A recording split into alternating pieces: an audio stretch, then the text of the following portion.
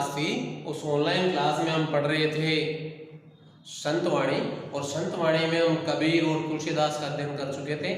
अब हमारा तीसरा कवि है कृपाराम खेड़िया, और कृपाराम खेड़िया ने राजियारा सोरठा, राजियारा दोहा नाम से उसने रचनाएं की है। तो इसका परिचय देख लेते हैं हम। तो कृपाराम खेड़िया है, उसका जो जन्म है, जो तत्कालीन समय में जो हमारा मारवाड़ क्षेत्र था जिसमें जोधपुर, नागौर और पाली था, उसमें जो खराड़ी गांव था उसमें इसका जन्म हुआ है। वर्तमान में वह हमारे पाली जिले के अंतर्गत आता है और 1743 में इसका जन्म हुआ है। इसकी मृत्यु हुई है 1833 ईस्वी में। दरबार सेवा, इसने जो सीकर नरेश, लक्ष्मण सिंह और देवी सिंह की दरबार में रह करके इसने बहुत सेवा की है, इसलिए उनको लखनपुरा और महाराजपुरा की जागीर भी मिली हुई है। भाषा, इसके जो सोरठों की भाषा है वो राजस्थानी, डिंगल और पिंगल है, और इसके सोरठों का उद्देश्य है, इस कृपाराम खेड़िया का सेवक था राजाराम। जब कृपाराम खेड़िया अस्वस्थ हो जाता है, भयंकर बीमार हो जाता है, तो राजाराम ने उसकी बहुत सेवा की। उसकी सेवा से जब खेड़िया प्रसन्न हो जाता है, लेकिन राजाराम दुखी रहता है क्योंकि वो निसंतान था, तो स्वयं खेड़िया ने उसके नाम से सोरठे की रचना करके उसको सदा के लिए अमर बना दिया। इसलिए राजाराम को उसने राजियारा सोरठा नाम से संबोधन किया है।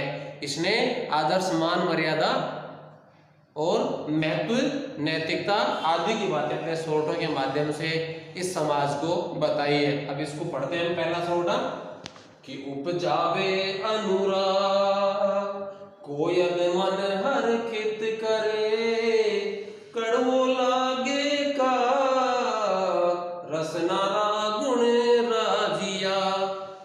तो कृपाराम खेड़िया कहते हैं उपजावे अनुराग, यानी कोयल जब अपनी मीठी वाणी में बोलती है तो सबके मन में प्रेम पैदा करती है। मन हर्षित करे, यानी सबके मन को प्रसन्न कर देती है। किंतु कड़वो लागे का, लेकिन जब कौवा बोलता है तो अपने कटु और कर्कश वाणी के कारण वह अच्छा नहीं लगता और लोग उसको बैठने नहीं देते हैं। रसनारा गुण राजिया, हे राजिया, ये तो सब अपनी अपनी वाणी का प्रभाव होता है, इसलिए हमें इसमें वाणी के महत्व को बताया कि जब हम मीठी वाणी बोलते हैं तो सब हमारे से प्रसन्न रहते हैं, लेकिन कटु वाणी के कारण हमें कोई पास में भी नहीं आने देता है, इसलिए हमें मीठी वाणी बोलनी चाहिए। दूसरा इसका जो सोरठा है, काली घनी कुरूप, कस्तूरी कांटा तुले, शक्कर बड़ी सरू, रोड़ा तुले राजिया। कि काली घनी कुरूप, इसमें रंग का महत्व नहीं है, इसमें गुणों का महत्व बताया गया है।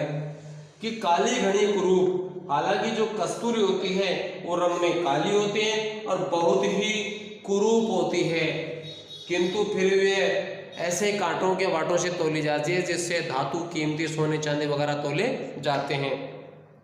लेकिन शक्कर बड़ी स्वरूप, जो शक्कर होती है मीठी भी होती है, सुंदर भी होती है देखने में, लेकिन वह पत्थर के बाटों से तोली जाती है। हे राजिया, ये सब अपने अपने गुणों का महत्व है। यदि हमारे में गुण होंगे तो रंग का कोई महत्व नहीं होगा, और गुणहीन यदि रंग है तो उसका कोई भी समाज में महत्व नहीं है। इसका जो तीसरा सोरठा है, डूंगर जलती लाय, जो वैसा रोही जगत, पर जलती निज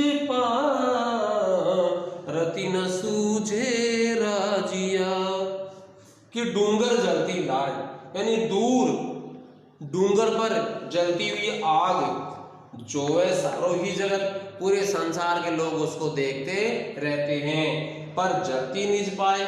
लेकिन जब हमारे पांवों के पास में आग लग जाती है तो रति न सूझे राजिया, वह कुछ भी थोड़ी सी भी हमें दिखाई नहीं देती। तो हे राजिया, कि दूसरे व्यक्ति में दूर से ही हम दोष निकालने लग जाते हैं, उसकी कमियां हमारे को दिखाई देने लग जाते हैं, लेकिन स्वयं के जब दोष होते हैं तो वह हमें दिखाई नहीं देते हैं। इसलिए हमें दूसरे के दोषों को न देख करके स्वयं के दोषों को देखना चाहिए और हमें उन दोषों से बचना चाहिए और उन दोषों को दूर करके हम पहले स्वयं को ठीक कर लें, उसके बाद ही दूसरों को दोषों को देखना चाहिए।